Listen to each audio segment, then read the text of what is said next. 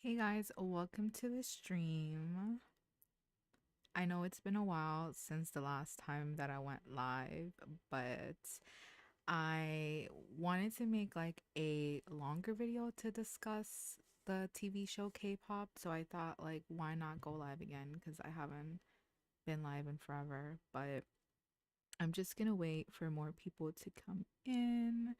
I know I didn't even announce this live stream, but even if you're not here, like you still can watch the playback. But I'm definitely gonna give it maybe another minute before I start the show. So definitely settle in. Today I'm going to be discussing K-pop the TV show episodes 1 through 4, and then I'm gonna end up the show by talking about HYBE's new girl group. So I know there's a lot of things to discuss today, so I definitely want to make sure that I give enough time for more people to settle in. And if you are tuning, thank you for tuning to the show. I just want to make sure my audio is good, so just give me 1 second. Okay, yeah, my audio sounds good. So thank you for tuning in. How's everyone's Labor Day been going so far? I know for me, like today, I am off from work, which is why I wanted to go live. But I don't know if everyone else also had today off, but let's just get started. So, hi guys, I am Cece from the K-pop Bible, and like I mentioned in the beginning today, I'm gonna be reviewing K-pop the TV show. So, when I first saw the news of this reality show, I was really excited because one, Megan Thee Stallion was announced to be one of the MCs for the show, and I know Megan Thee Stallion is like a huge K-pop fan, but not only is she a huge K-pop fan, but she's also collaborated with several K-pop artists. So I was really excited to see her be part of the show and kind of like tune in and see what the show is really going to be about, right? And then we also know that Psy was going to be involved in that as well, as we see in the poster, right? But like I'm not gonna lie, I was kind of disappointed because like Psy was barely in the show. Like the only time he was present was like during the quick transitions between um like the contestants. And I don't know, I felt like Psy definitely should have been more involved in the show because like the whole reason why Psy is so important to K-pop in general is because of how he was able to make K-pop be a global phenomenon, right? With his song Gangnam Style. And that's actually the reason why I got more invested into K-pop. Like I remember um being in middle school and like having my friends show me the music video for Gangnam Style and just like thinking like wow, this music video is so intricate. I love the dances, I love the music.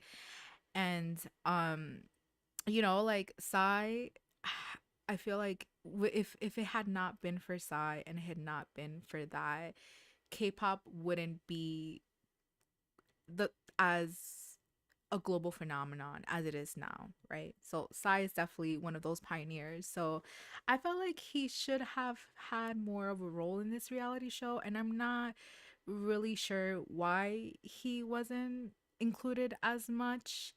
Um, but you know, I think next time, maybe if this show gets renewed for a second season, maybe he'll have more of a role in this. I'm not sure, but let's move on. Okay, so let's get into the first episode.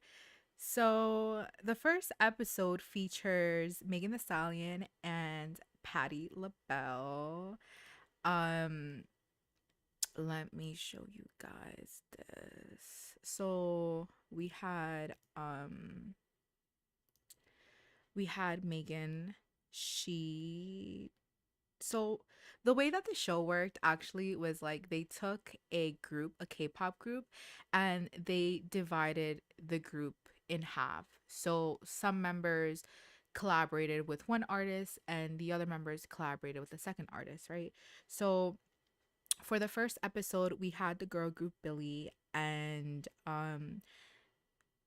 three of the members collaborated with Megan Thee Stallion and they remixed her song Savage. And then we also had the remaining members of Billy remix Lady Marmalade. And for those who are not aware of that song, like I think most of us are more familiar with like the actual remake of Lady Marmalade with Christina Aguilera and who else was on that remix? Pink. Pink was on that remix. Lil Kim. I think we're all more familiar with like the remix than like the original, but Patti LaBelle is the original songstress of that song. So that was what they remade. And like honestly, when I saw that Patti LaBelle was gonna be in this show, I was kind of confused because I was like, "What is Patti LaBelle doing here? Like, what is the Patti LaBelle doing here?" Like, she is like one of those like iconic like musicians of all time. Like, I don't know if you guys are familiar with like her, but she is like has such an amazing voice, and it's like when I was watching the show I was like in awe of like how great her voice is still standing in like current time. Like, Patti LaBelle, like there's like some vocalists like throughout time as they get older, they kind of lose their voice. But Patti LaBelle hasn't. And I was just like amazed by like how well of a singer she still is to this day. So let's talk about this episode. How do I feel about like the actual remixes? Honestly, the way I wish the show was structured is I wish that we had these groups create like original songs with these artists. Like I understand the appeal of wanting to remix an older song or like a song that's like well known, but for me, I feel like it would have been so much better to see them create a new song or like, like yeah, let's remix something, but then let's also create something original. And I feel like that's something where like the show kind of lacked because like even when we saw the girls, right, Billy, when they were talking to their collaborators and how they wanted to K-pop-fy the songs, I felt like that discussion in itself was like very surface level in the sense of like I wanted them to get into the details of how they were going to K-pop fire, right? Like, and maybe that's just because perhaps the girls weren't involved with the actual production of the song, and it was just something that, they were giving the song already after the producers had worked on it and they were just practicing it, right? But I feel like seeing that behind the scenes and seeing how that is done would have been so amazing to watch as a viewer.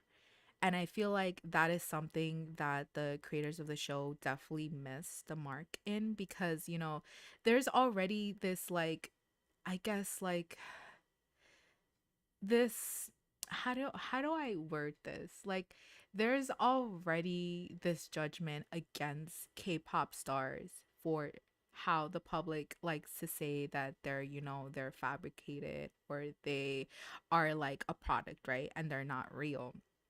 And I feel like this reality show could have like fought against that mentality, right? But in actuality, it just like I don't know. I felt like they didn't show these artists in the best light as they could have.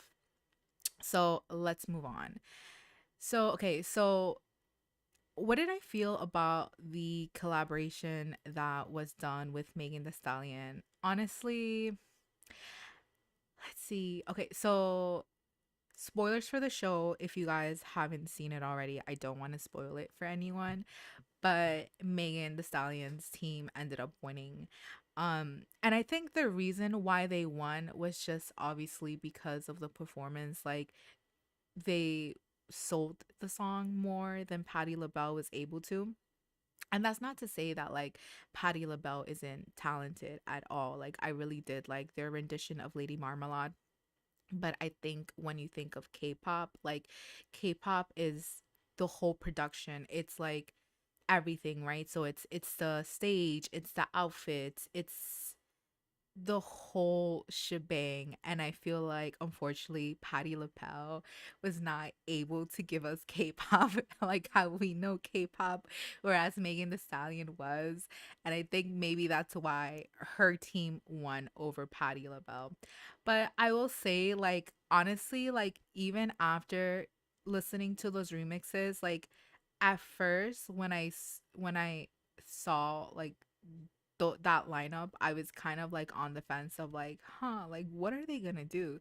But then after actually hearing the remix, I was like, okay, like I see this. I like it. Like it's not bad, but I think it was more entertaining in a sense of like it was entertaining to see like Patti LaBelle um putting on a K-pop production versus like, oh, I'm gonna listen to the song again. Like, I don't know, like I don't think I'm gonna listen to these remixes after the show. So let's move on to the I guess let's move on to like the second episode. I think the second episode had a lot more to talk about because I felt like the first episode, it was still an introduction into the concept of the reality show. And it's still, I still had to like get invested into the show, right? I actually ended up binging this over the weekend with my girlfriend, and she like hated me throughout the entire time. Like she was telling me like, babe, why are we still watching this? Like why are you making me suffer? But I just had to sit through the entire show because I'm that kind of person. Like I need to see everything before I can even like give my opinion on something. um so unfortunately, I forced my girlfriend to watch the entire show with me, but we digress. So let's move on to the second episode because I had a lot more to say about the second episode. So the second episode we had ITZY, right? And they collaborated with the Spice Girls. And the two songs that they remixed were Wannabe and Say You'll Be There. Wannabe is like the one song that you know the Spice Girls for, right? And Say You'll Be There is more of like a ballad. It's also famous, but everybody knows Wannabe. And like honestly, like as a kid growing up in the 90s, like I love the Spice Girls. Like I had a poster of the Spice Girls in my bedroom. And my favorite Spice Girls was actually Posh Spice. And I also like Baby Spice. So I was really happy to see Baby Spice in the show. But I just wish that like all the Spice Girls would have been able to reunite for this. Cause I felt like that would have made it more iconic. Cause it's like we all know the history. Well, I don't know if you guys know the history of the Spice Girls, but the Spice Girls haven't done anything together as a group since like the Olympics. When the Olympics was held in London. And even then, it was like a quick moment, right? So I would have loved to have seen the Spice Girls reunite again for this reality show. And I'm sure they could have paid them to bring them all out. But again, something that production should have worked on. Um, so in terms of like the chemistry of like ITZY and the Spice Girls, like I felt like this episode was kind of hard to watch as an ITZY fan because the way that it was edited, it made it seem like Mel B was not vibing with the other girls. And if you guys haven't watched the show, like what I'm talking about is the part where Mel B is like telling the girls that they need to let loose. and that they need to, like have more fun with their performance. And I felt like the disconnect there between the Spice Girls and the ITZY members was like, the ITZY members were filming the show while also in the middle of promotions and doing other things. So, it's like when it comes to like filming a reality show, they already have a busy schedule. And so for them, I'm sure it was easier to already rehearse what they were going to do versus just like taking this reality show as like an experience of being with like my favorite idol and collaborating with them, right? So I feel like that was kind of like the disconnect between Mel B and the rest of the ITZY girls. But that was only really with like the subunit that was formed with the song Say You'll Be There. Cause I feel like they vibed more with like the members who were in the wannabe subunit. And I think like hmm, and I think, we saw that even through their performance because, like, the wannabe subunit ended up winning, right? And again, it was because, like, it felt more like a group versus the other subunit where it felt like more of like a feature. You know what I'm saying? And I feel like maybe if like the Say You'll Be There subunit had treated it in the same way, I feel like maybe that performance would have been better. But I feel like to me, again, this episode kind of like just showed you how like I would say constrictive it is to be an idol because even within like a creative project like this, like I feel like the girls didn't have or didn't allow themselves to have the freedom to like actually collaborate or see this as a collaborative thing versus just like an appearance, like I'm on this show and I'm here for this, right? But I will say, like, for example, like I think that some of the ITZY girls were fans of the Spice Girls, and so I'm sure that's why they agreed to be part of the show.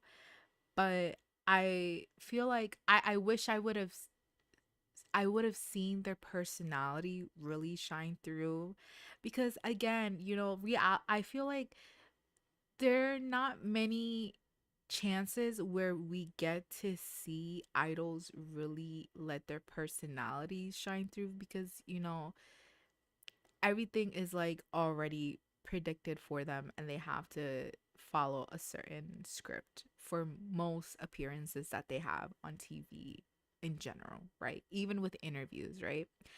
And so I felt like this reality show would have been great if they had let their personality shine a little bit more. So that's all I had to say about this second episode. But I felt like the actual songs themselves were like really good.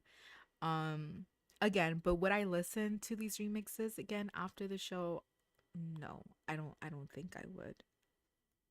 So then let's move on to the third episode.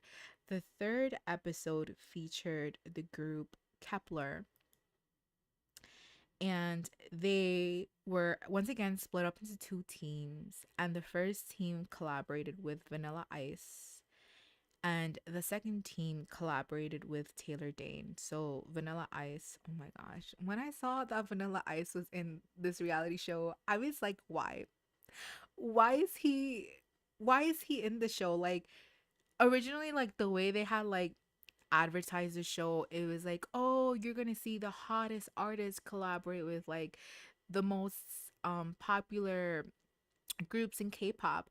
And then when I saw the lineup, I was like, most of these artists are one hit wonders or washed up. Like they haven't had a hit since like that one single that they released. You know what I'm saying? And that's what we think of Vanilla Ice. Like Vanilla Ice is known for nothing else besides Ice Ice Baby. And I don't even know if that's something that should be credited because there's controversy around that.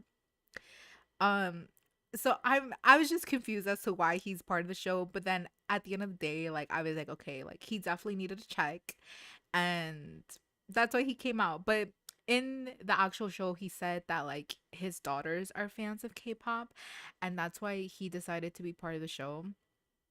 And okay, that was sweet, and I'm happy for him and for their children that they were able to, you know, be part of this experience. But like I felt like they could have done better. Like they could have brought out someone more relevant. I'm sorry. Okay. So, but what did I think about like the actual performance? Like the actual performance, I am going to say like I was shocked by the outcome because um I don't know, my expectations for this remix wasn't high at all just because I was like how can you remix, how can you K-pop fi this song? But I liked how the members that got to collaborate with him were like the rappers in the group, and I liked how they were able to kind of like let their talents shine through. And I also liked how, you know, it felt like a full performance in a sense of like it felt like they were all in it together. And even in the episode, there was kind of some tension because, you know, Vanilla Ice was like trying to change up the choreography last minute as other artists that were in this show. But I feel like Vanilla Ice was just like a little bit more um I wouldn't say strict, but he was just a little bit more like pressuring them, like, oh, we need to do it this way. Because he said like he has OCD, like he's a control, like he likes to control things. And so I felt like in this scenario, like obviously like the girls, like they kind of had to like take a step back because um they had to like kind of go with what like Vanilla Ice wanted. But in the end, I would say like I liked the performance in general. I liked it. Hi, we have someone in the chat who just said hi, hi, hey. Hi, welcome to the live stream. So today I'm like reviewing K-pop. So right now I'm talking about like Vanilla Ice and the subunit that he had with Kepler. Um so then moving on, yeah, like those are my thoughts on it. Let's move on to the other subunit. So Kepler was also divided into another group and they performed with Taylor Dane. And when I saw her name in the lineup, I was like, who's Taylor Dane? Like I don't know who Taylor Dane is. And then when the song played in the show, I was like, oh, okay, I think I know the song, but not so much. Like that was a big hit, I think, during the 80s. I wasn't even born then. I don't think most of us were even born in the 80s. So I didn't really get like I didn't get the significance of like her being in the show because I didn't know. But I will say, like, once I saw her perform, I was like, okay, I see. Like, damn, okay. She definitely brought stage performance. She kind of like reminded me of J-Lo in a way of like, you know how like people say that J-Lo is like a strong performer even like now that she's like 50 years old. That's kind of like what I got from like Taylor Dane. So I would say maybe I would say like this episode made me grow more fond of her as an artist because like I didn't know like she was still giving, she was giving people all this, like she was giving you like hairography, she was giving you looks, she was giving you vocals, like ooh, like that woman can sing. And that is something that I was like telling my girlfriend while we were watching this is like, you know, like it's crazy how like even these like one hit wonders have like amazing vocals. Like, you know what I'm saying? You know, like the main criticism right now with like the current generation of K-pop is like how we really don't have singers in K-pop. And so when I heard like Taylor Dane sing, I was like, wow, like yeah. Like Yeah, like I can see that criticism. And that's no shade to Kepler, because I would say that Kepler was able to, you know, hold on their end of the performance. But I felt like, you like, definitely like what this show just like emphasized more for me as a viewer and as a fan of K-pop is like these idols have to do better. Like they have to do better, because if they want to compete with like performers outside of the genre, and if they want to remain like legacy artists, like even with like a one hit wonder, like if you want to have the same appeal as like that artist and remain relevant throughout the years, like the one thing you really need to have is your vocals down packed. So I would say like it was kind of jarring to like hear the difference between like these like singers and then hearing the K-pop artists sing.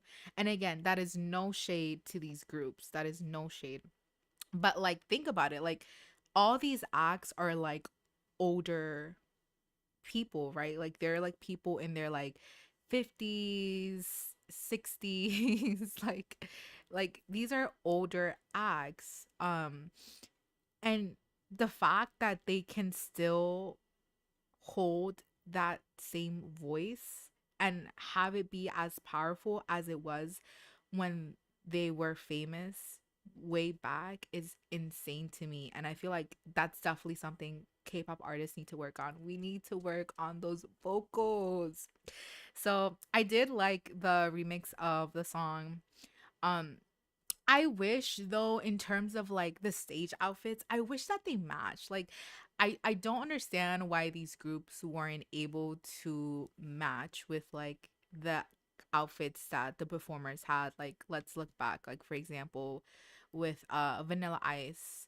Um do they match? Not really.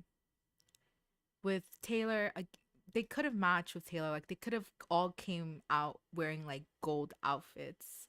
And I feel like that the contrast is like so jarring that again, it didn't feel like a group effort. It felt more like a feature. Um and the same thing with like ITZY and the Spice Girls. And I kind of understand because, you know, like um in the end, like the girls performed like a song together, and so maybe they didn't want to lose time in like doing stage outfit changes. um but like I wish like I wish they had more cohesion throughout their outfits. Same with like Patti LaBelle, right? It's like she was wearing like all black, and then the other members were wearing like red and black. Okay, so I would say maybe with this one it wasn't so bad. Let me look at the one with Megan. And Megan again, I feel okay. Megan's the outfit they had with Megan was alright. With Patty, okay, it was okay. With Spice Girls, I felt like it was a little disjointed. Again, same with Vanilla Ice and Taylor Dame. Um, so let's move on to talk about the fourth episode, which I think, in my personal opinion, was like one of the best episodes of the entire series. So let's just move on and let's talk about that fourth episode. So with the fourth episode, we had the boy group JO1. So they're actually a J-pop group. And I've never heard of them before until this show, but I will say like after this show, I think I'm gonna have to tune in because I was just amazed by the performance they put. Like they put an amazing performance with both Eve and Kesha, but right now let's talk about Eve. Oh my gosh. I think out of the entire lineup, I was most excited to see Eve be part of this show because Eve is such an underrated icon. Like when you think of like those like 2000s hits, and like that's the kind of music that I grew up, right? I grew up with, because I'm a 95 liner. So I grew up with like the best music. Like I would say like oof. I grew up with like the best music. So and Eve is one of those staple artists, right? So when I saw she was gonna be a part of this show, I was like, oh, like I'm very much interested in to see like what she's gonna do. And so hi, yes, exactly. Eve is an underrated icon. I love her. So she performed with JO1 and they remixed the song Let Me Blow Your Mind. Let Me Blow Your Mind. And again, I loved how it felt like a group performance. Like it felt like it was like a whole group and not a feature. Like, and we need to applaud. We need to applaud that. We need to applaud that. Thank you, thank you, thank you. We need to applaud that. Thank you for the comment. We need to applaud that because like that's what we need in this show. Like that's what this show needed. We needed collaboration. It needed to feel like let's take a song and K-pop fy it. And that's exactly what they did. So again, we need to clap for this group. We need to clap for them because they did amazing. And so did Eve. Like Eve, like she throughout the show, she was like saying how like she's not really a dancer and she was kind of intimidated. Um learning the choreography for this song because the original song is like much more slowed down and then the K-pop fied version was a little bit more up tempo, and that was something they did with a lot of these songs. um and I have my thoughts on that, but let's just stick to this episode, right? So let Me Blow Your Mind originally is a lot, it's a more slow, has a more slow beat because it's mostly like a hip hop and R&B song, right? And so when they K-pop fied that song, they increased the tempo and it was a lot faster. So Eve was just like kind of having like a hard time like catching on with the choreography, but she pulled through. Like she did amazing. I was so proud of her. Like and not just that, but it's just like the chemistry that she had with the boys. Like I loved it. I love that performance. It's my favorite episode of the entire series. Applause to Eve. I love her. Okay, let's move on. So the boys also collaborated with Kesha. Kesha, Miss Kesha. The last time I heard of Kesha was not in great times because again, I grew up listening to like her music. Like, when I think about like when her not TikTok, like to me, like TikTok was not even her biggest hit for me in my green nano iPod. Her album, oh my gosh, her albums. I used to listen to her albums like every single day after school. I loved Kesha. Like she was literally the soundtrack to me in middle school. Like I loved Kesha. Um and we haven't like seen Kesha like do much music since like obviously the scandal that and everything that she went down with Dr. Luke. Hi, welcome to the chat. We have a new viewer. Hi, welcome.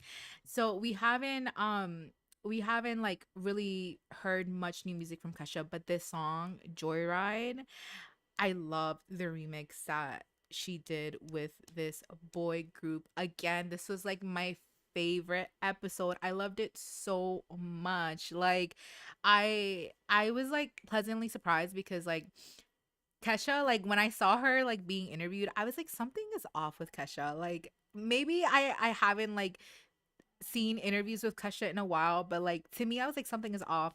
And then like cut to like her interview saying like I'm like sleepy, like I haven't slept, I'm jet lagged. I'm like okay, yeah, that makes sense. I definitely see that, Kesha. I see that.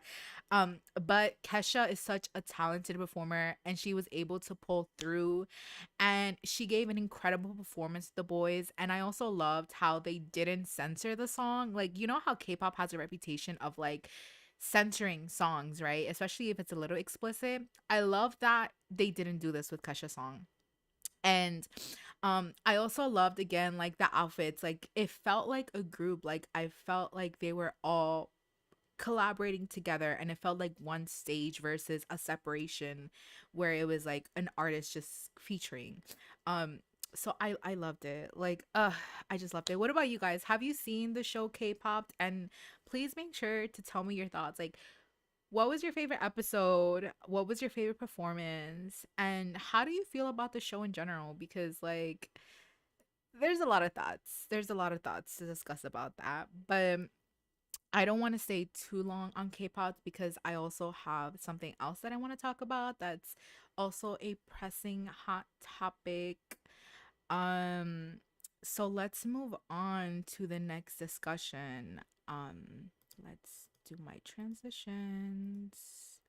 So the next topic that I want to talk about outside of K-pop is this new girl group that HYBE is creating.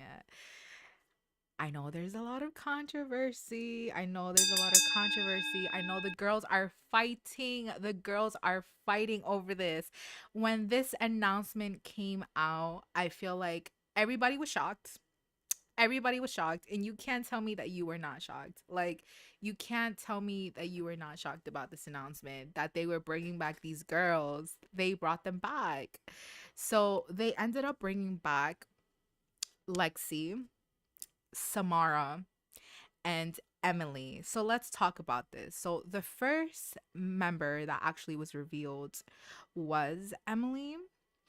Um let's let's see if I have Emily's picture. Um so yeah, the first member that was revealed was Emily. Um was I surprised that she is a part of this girl group? No, because I will say one thing this girl did do was like manifest. Like the power of manifestation is so real. Like I feel like Emily is a perfect example of like if you believe in it and you work hard towards it, your dream is going to come true. And I'm actually really happy for Emily. Like I'm happy that she's going to debut in a girl group because I felt like like she deserves it. Like she deserves it. Um and at first like I was kind of like on the fence of like what is this girl group going to give in terms of like aesthetics and like concepts and sonically, right? Because I feel like since we've seen Emily in the show which was the reality show Dreamland Academy.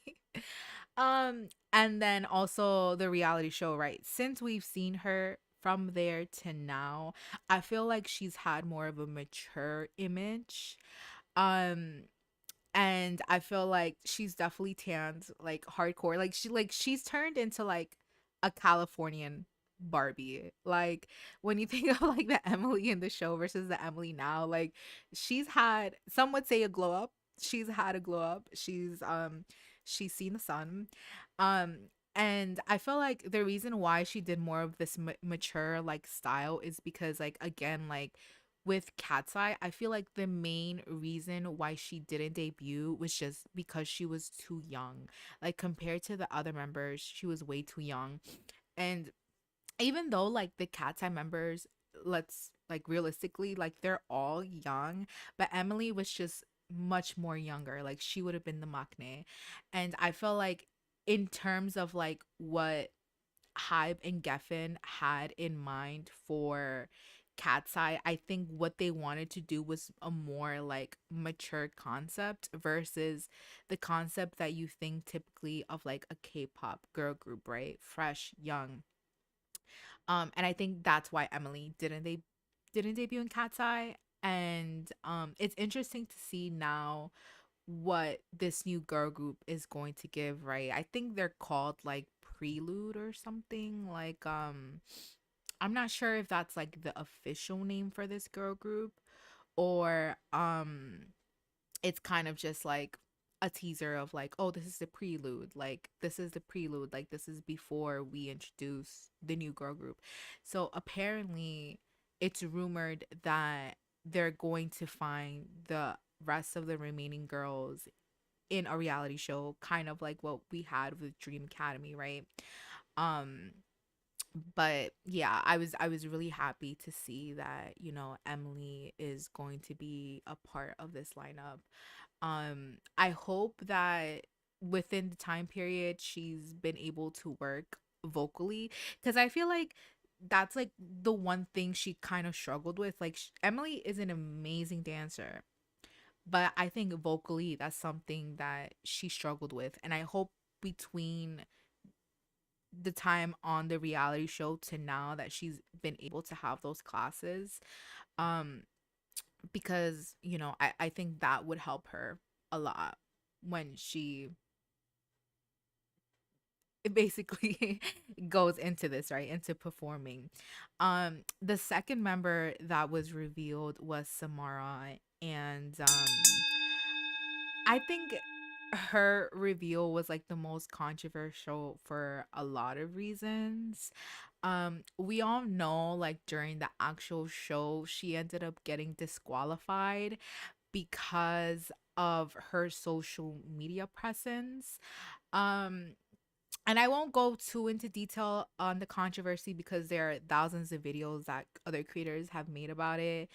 um and I feel like I don't want to add to that. I don't want to add to that discussion. Here's my advice on this, right? Dear Samara, dear Geffen, dear Hybe, you need to make this girl do a PR video like Chewy did. Remember that video that Chewy did, um where she like apologized, or she just like had an open discussion, right?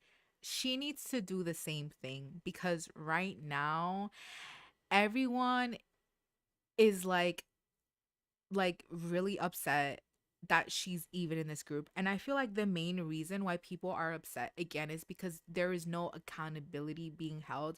And whether or not accountability is like agreeing to like I did wrong or I didn't do wrong, I think in the sense there has to be a discussion of what happened, and just like give your opinion on the entire thing. Like I feel like that needs to be done in order for people to, I wouldn't say move on, but for people to at least be willing to listen or accept, or like want to support her in any sense moving forward. And I think the whole like not talking about it and deleting comments, and just like distracting people with like videos and pictures, like that's not gonna work. Like that's not gonna work. Like that the typical K-pop fan likes to be messy, and they like to bring um all of your mess to the forefront. And they're gonna do that until, unfortunately, sometimes bad there's bad outcomes to that. And then sometimes there are good outcomes, right? Because the pressure does allow someone to finally talk about it. But at the same time, there's also a dark side where it's like the pressure can be too much for someone. So I think we should treat this as seriously as it is. And I feel like what needs to be done is, again, there has to be some kind of sit down interview with her and just discussing everything and explaining her point of view, explaining what it was, and allowing there to be a dialogue, right? And not necessarily be a video where it's like her proving her innocence, or it being like a one-sided thing. Like I feel like it's deserving of a conversation. And we've seen conversations be held with other K-pop artists with other topics and other quote unquote controversies, right? So I think that that's what needs to be had with her, in order for people to accept her in this girl group. Um, but speaking controversy aside, I think like for me, like from watching the show, like I was definitely rooting for her because I liked her. Like I liked her. I like her voice. I like what she represents, right? Like I feel like um Afro Latinas is something that with I mean colorism is like a whole different topic, and I'm certainly not the person to lead this discussion, but I would say as a Latina, um I can definitely talk about it in terms of like, like colorism is something that it's a universal thing. Like it's something that unfortunately happens within a lot of ethnicities, right? And I feel like the representation of an Afro Latina, or just like, right, an Afro Latina in K-pop is so important. Um and that's not to say like she's the only person that can do it, but I'm just saying in terms of like when I saw like the show, like I don't know, like I rooted for her, but then for that to happen, it's just it kind of left like a bad taste in my mouth. And so again, I feel like that's why there needs to be a conversation that has to be had. And until that conversation is made, I don't think people are gonna support her. So and I think we've even seen that with like she all the members like did the Gabriella dance on TikTok, and I think like she had to take it down because of like all the comments that people were leaving. So again, a conversation has to be had, and that's all. Let's move on to the third member.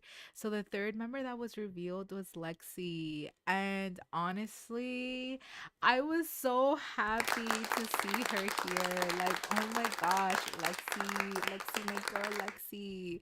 She was one of my favorites in the show. And honestly, like, it was so devastating to see the way that she left the show. Like, obviously, like, okay, not to spoil the show. So if you haven't seen it, mute this section. But if you have seen it, stay put and listen. In the show, right, Lexi ended up basically leaving on her own will because she didn't agree with the fact of like how the entire thing turned into like a reality show thing and more of like pitting the girls against each other. And she felt like what she signed up for wasn't what she was experiencing. And I feel like for her at the time, she was more focused on like, like what is the purpose? Like, what is the purpose of me being here and of me putting myself through all of this, right? And I feel like she's someone that kind of moves with like purpose, and maybe she's like a person that like, for her it's really important to like do something and make sure that the outcome is like good and pure, and like no one is getting like uh, I don't want to curse, but effed over, right? So I feel like her leaving the show, like I felt so bad because it's like she didn't have to leave the show. Like there was so many things that were wrong with that reality show that we did break down in a previous podcast episode. So if you want to listen to that, you can head over to Spotify and search the K-pop Bible, and you'll see our two episodes that we devoted to Cat's Eye. But yeah, like I was so I wouldn't say disappointed, but I was just like I felt for her because I felt like Lexi, she kind of represented like pureness in a sense of like she was someone.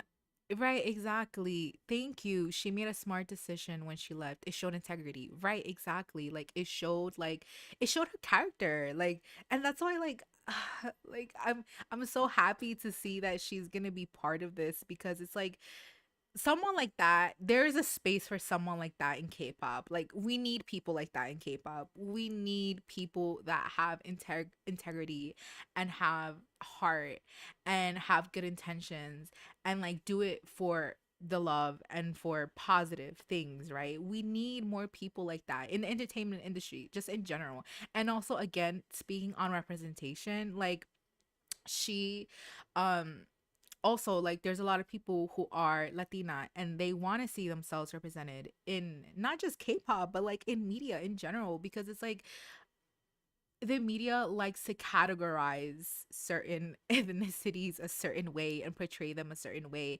But I feel like for a lot of a lot of young Latinas who love K-pop, like to see someone like Lexi, like to them is inspiring them. It's inspiring.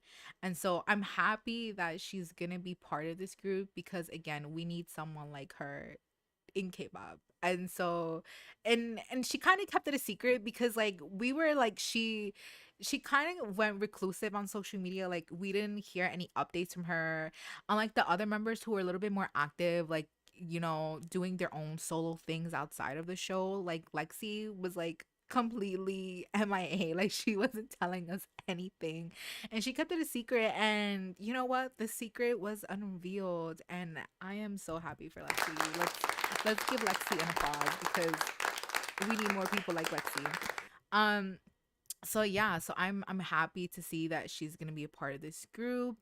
And it's funny because it's like the commentary that I've been hearing people say is like, that Hybe wasn't gonna let go of Lexi, like that they were gonna like try to like get her involved in any upcoming project. And of course, like who would want to let go of someone like that? Like not only is she talented, but she has like a heart of gold. Like that is that's something you can't find. Like that's a rarity. Like yes, you can like train someone, but you can't show someone to be humble and like have a heart of gold. Like that's something you can't train. So I'm happy that she's part of this lineup. Um so I don't know, but let's talk about like what are some predictions that we have for like what do we think this group is going to be called?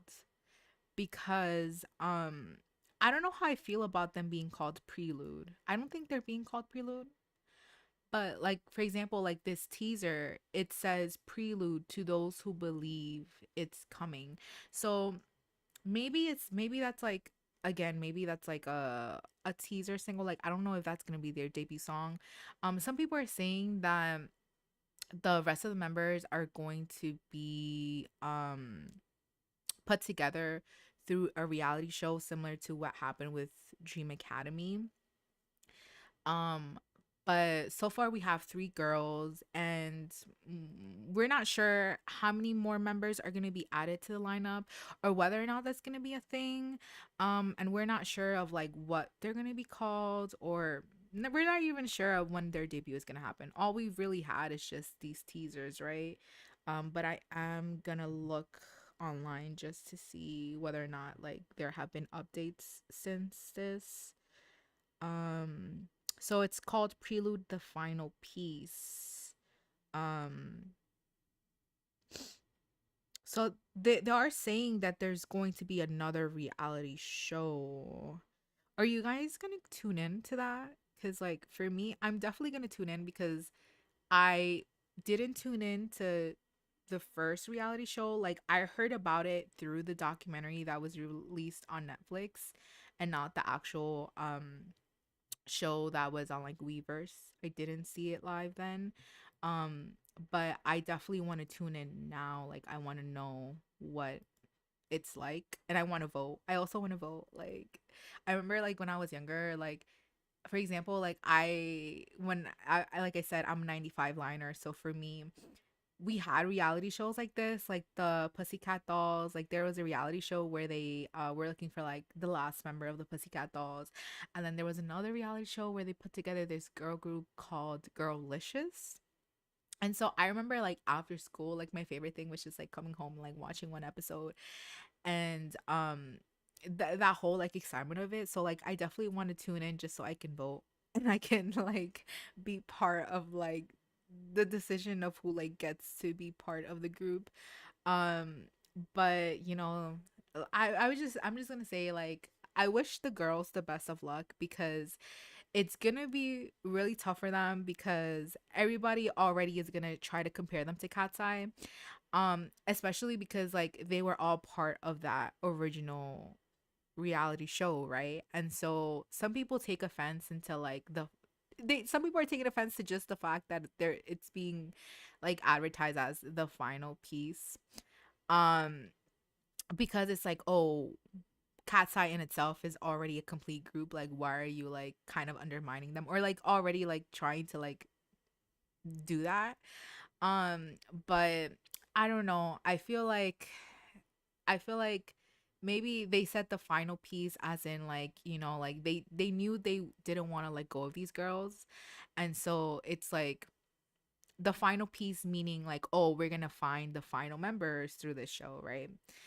There's someone in the chat who said, I'm not sure, I'll tune in. They're rigged 99% of the time. Oh my gosh, that is so funny. Wait, you're not wrong because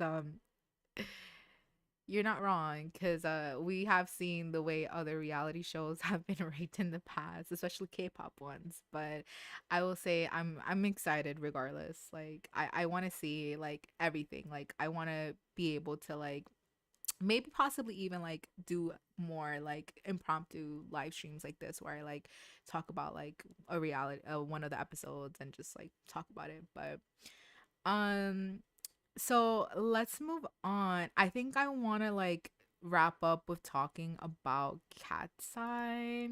I know so many things have happened since we last talked about them. We finally had, I think, correct me if I'm wrong, we finally had a comeback where all the members were active and participated in it. Because I know in the past, a member had always called out because either they had been injured or you know they just couldn't be in the recording for whatever reason. And I think for the first time we finally have had performances with Cat's Eye as a complete group, and we gotta applaud that because we finally are seeing Cat's Eye as the vision it was made to be. I So let's talk about that, right? So let's talk about like their recent songs that they put out. um so yesterday actually I went to the Gap store. I was live streaming on TikTok. If you don't follow me, make sure to head over there because I'm also live streaming there. You can find me on TikTok as the K-pop Bible. So yesterday I live streamed from the Gap store actually because I was hoping to interview icons in Times Square outside of the Gap store, but unfortunately I couldn't find anyone to interview. But I did have an amazing time just going to the store because I got to see like the videos of them like throughout the entire store. Like it was playing on a loop, and then you got to see the campaign photos that the girls did, and it was so amazing. Like everything was so beautiful. Like I don't know, I loved it. So yeah, let's talk about like the recent music. So they what should we talk about? Let's talk about Gnarly, because I think Gnarly, when that song came out, I'm not gonna lie, um it kind of like scared me because I'm not really a fan of like noise music in the sense of like, you know, when I say noise music, like K-pop music that is a little out there. It's a little eccentric. It's a little eccentric, right? And so the song in itself was kind of like a meme. Like it wasn't an original song. It was already a song that already existed in meme culture in TikTok. And so you know, I couldn't, I'm not gonna lie, I cannot get past the first minute of that. Not even less than that.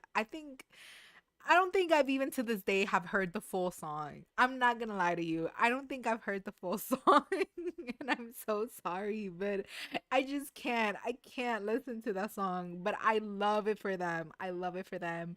I think what sells it is definitely the choreography. Like the choreography sells it because the song itself, I can't vibe to it. Like I can't. You're telling me you're having a talented singer like Laura say some of the lyrics are in the song, like no, no, like I can't, I can't. um but the dance sold it to me, and like I remember like this tweet that I saw that went viral. Like people said like, oh, like you have to like listen to this with like it muted for you to appreciate it, and low key like you kind of did. um And then some of the fan cams went viral, of course, because the girls like gave it their all with the performances. Um Someone in the chat said it's a bad song, but they commit to it when they perform, and that sells it. Exactly, right? So even if it's a terrible song, if you can like commit to it on stage, like that enough can like get you to like tune in, right? I didn't like Gnarly, but there are other songs they came out with that I did like. The other song they came out was Game Boy. Um that song, I did like it. I think it was more my vibe. I thought yeah, like that song was cute. I think that song was more in line with like what's trending in music now. Um and I think it was a good song to lead up after Gnarly. Like I felt like it was nice. Like it's refreshing to my ears. Like getting able to like actually enjoy a song and listen to it all the way through. Um, and then after that, we had Gabriella, right? Gabriella. Oh, I love that song. I love that song. So that song is originally written by Charlie XCX. Um, and that song had been tossed around to many pop stars, but it ended up being Cat's Eye song. And I feel like they definitely did what they had to do with that song. Like they made it their song. I love that they gave like a breakdown to Daniela where she was like singing in Spanish. And then they had a remix with Baby Miko. But like in that remix, like they basically like chopped off Daniela's like verse and gave Baby Miko more lines, which I don't know how I feel about that because I wish they could have still kept her lines and like added Baby Miko, but I did like that song. I did like Gabriella, and the dance to it is so how do you say it? Hypnotic, like mesmerizing. Like it's like again like the way they just like moved um with like the outfits too were like amazing. Like I felt like the flowiness of it all was just like so captivating, and I loved that song. um and I actually end up sometimes just like playing that song. I think that's like one of the songs that I play the most from Cat's Eye. Aside from Touch, which is like you can't beat that song. Like that was such an iconic song, Touch. Um, but I'd say like what am I looking forward next with Cat's Eye? I need a debut album. And when I mean a debut album, I mean like an album. I don't mean a mini album. Like I mean an album. Like I need artists to make albums like the way they used to. Like like when albums are more than like 10 songs, like that to me is an album. Yes, the music video was really funny too. Oh yeah, like it was giving like telenovela style, like because the song is more like Spanish influence, and they even had what's her name? She's wait, I know her name. She was in that movie. She was wait, I know her name. She has this she has this brand called Honor. I think it's Honor Cosmetics or something. Cosmetics. Hold on, I'm gonna search online. I know her name. I'm just blanking out on her name. Jessica Alba. Yes, Jessica Alba. How do I not remember her name? I'm screaming. Jessica Alba was in the music video. Um and I thought that was really funny. And I like the way like the members were like obviously like play fighting each other, and it was like dramatic like how it is in like telenovelas. And I love that. Like I want Cat's Eye to give us more plot lines with music videos. And that's something that like again like in the future what I want. Like I want Cat's Eye to give us like music videos, like iconic music videos. Like when I think about like how exciting music videos used to be, like again, I am a 95 liner, so I grew up like listening to the most iconic music ever as a child. Um and like to me, like I remember the excitement that everyone had when an artist said they were dropping a music video. Like, you cannot replicate the excitement everyone had with Bad Romance with Lady Gaga, or Video Phone with Lady Gaga and Beyonce. Um, Born This Way. Like, I keep saying Lady Gaga songs because like Lady Gaga is such like a staple. Like when I think of like, ooh, like music videos, like iconic music videos, it was always Lady Gaga. But let me see, like what's another artist? Like so I said Lady Gaga, I said Beyonce. Hmm. Like back in the day, it was Michael Jackson. I was too young to like. I don't think I was even born when Thriller came out, but like everyone says, like, right, like Thriller was like the music video that kind of made music videos mainstream, especially in the time when MTV used to play music videos. So a lot of people credit Thriller and Michael Jackson for kind of like building those intricate music videos. Um, and like I feel like that's something that I want to come back in music in general, and not just K-pop, but I mean like in music in general, because I feel like music videos used to be such an iconic and grandiose thing before they were littered with sponsorships. Like, like music videos actually in itself used to be so expensive to fund, which is why like artists like have like a million sponsorships.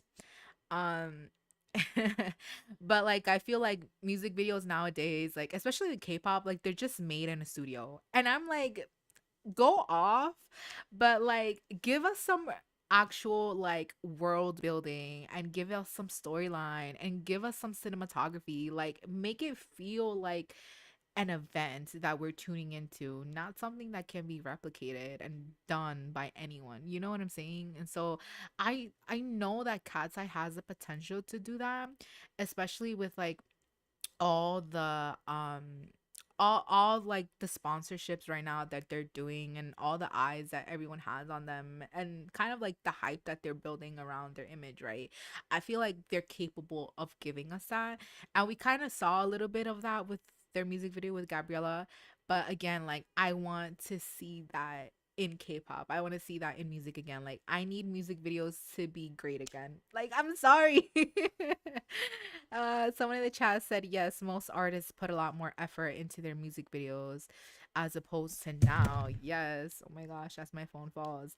Yeah, like music videos used to be like a thing. Like music videos used to be the thing that we all tuned into, but unfortunately now they're not as big. Someone said, I remember the 2012 SM music videos when everyone was just dancing in a box.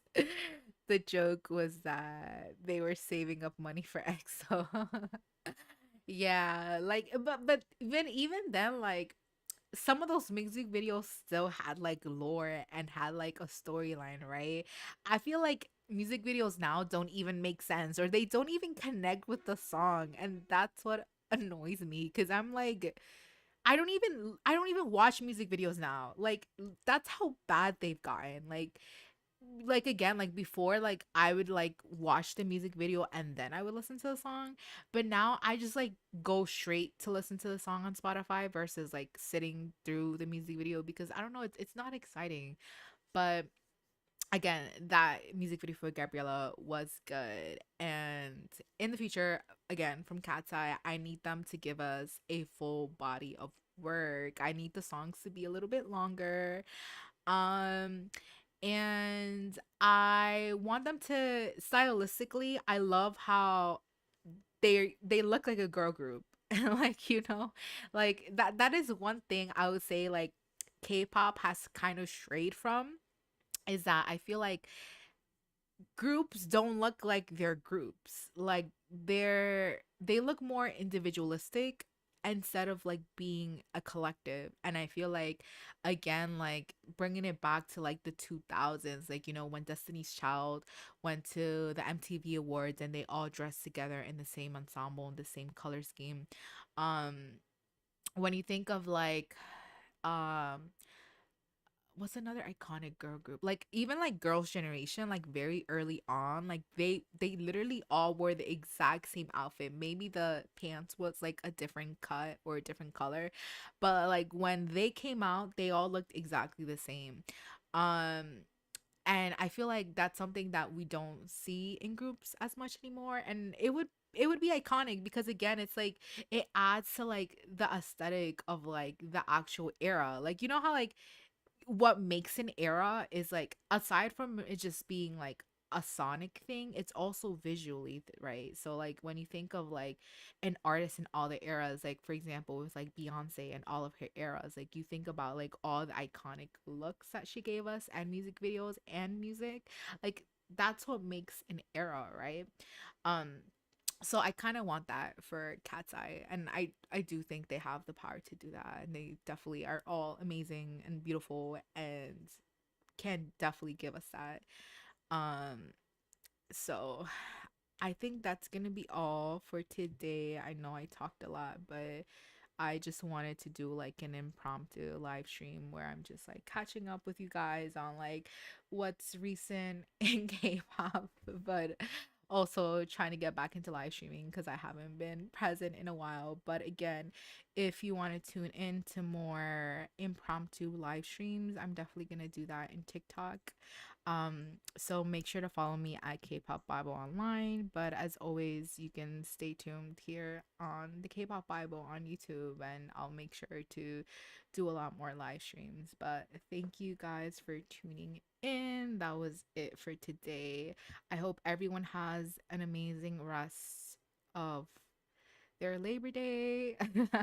I know for those who are in America and for those who are not, just have an amazing day, have an amazing night. And I will speak to you guys soon. Bye, guys.